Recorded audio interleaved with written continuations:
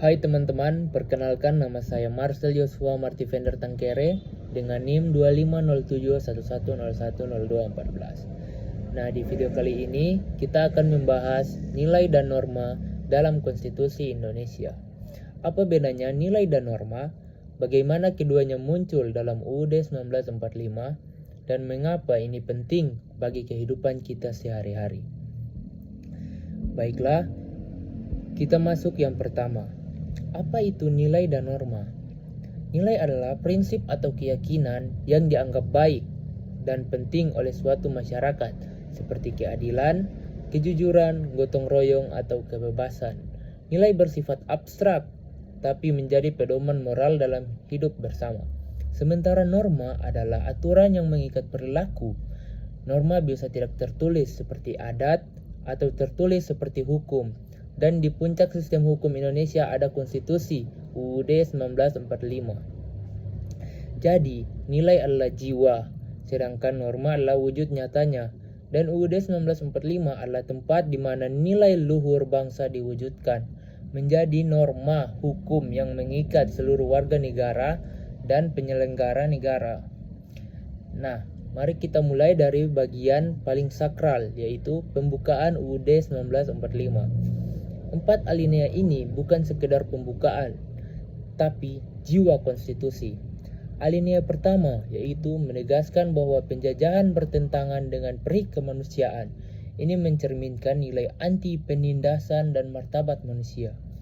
Nah, alinea kedua menyatakan kemerdekaan diraih melalui perjuangan yang adil dan beradab, nilai keadilan dan peradaban.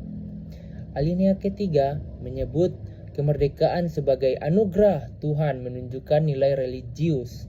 Dan alinea keempat memuat tujuan negara, yaitu melindungi rakyat, memajukan kesejahteraan, mencerdaskan bangsa, dan ikut menjaga perdamaian dunia. Yang paling penting di alinea keempat juga tercantum Pancasila sebagai dasar negara. Artinya seluruh isi UUD 1945 harus selaras dengan nilai-nilai Pancasila, mulai dari ketuhanan hingga keadilan sosial. Baik, jika pembukaan adalah jiwa, maka batang tubuh UUD 1945 adalah wujud norma hukumnya. Setelah amandemen 1999 sampai 2002, UUD 1945 kini sangat lengkap dalam melindungi hak warga negara dan mengatur kekuasaan negara. Contohnya, pasal 28E ayat 1 menjamin kebebasan beragama dan beribadah, wujud nilai dari kemanusiaan dan ketuhanan.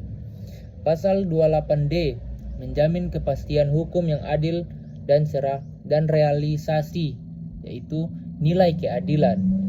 Pasal 31 ayat 1 hak atas pendidikan menjawab tujuan mencerdaskan kehidupan bangsa. Pasal 33 perekonomian disusun berdasarkan asas kekeluargaan dan sumber daya alam dikuasai negara untuk kemakmuran rakyat. Ini wujud nyata keadilan sosial. Selain itu, UUD 1945 juga membagi kekuasaan negara ke dalam lembaga-lembaga yang saling mengawasi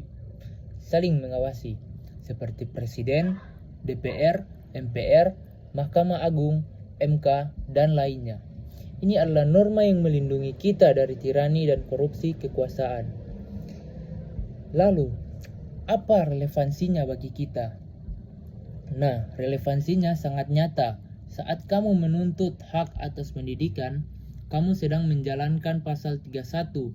Saat kamu menolak diskriminasi, kamu sedang memperjuangkan pasal 28I. Saat kamu memilih pemimpin, kamu sedang menggunakan kedaulatan rakyat dari pasal 1 ayat 2. Mengapa? Memahami konstitusi membuat kita warga negara yang sadar hak dan kewajiban. Kita jadi lebih kritis terhadap kebijakan pemerintah, lebih peduli pada keadilan sosial, dan lebih teguh menjaga persatuan dalam keberagaman. Jadi, nilai dan norma dalam konstitusi Indonesia bukan hanya teks hukum, tapi napas kebangsaan yang menghidupkan Indonesia sebagai negara yang adil dan makmur. Mari kita jaga konstitusi ini bukan hanya dengan menghafalnya, tetapi dengan mengamalkannya dalam kehidupan sehari-hari. Nah, sekian dari tugas saya. Terima kasih.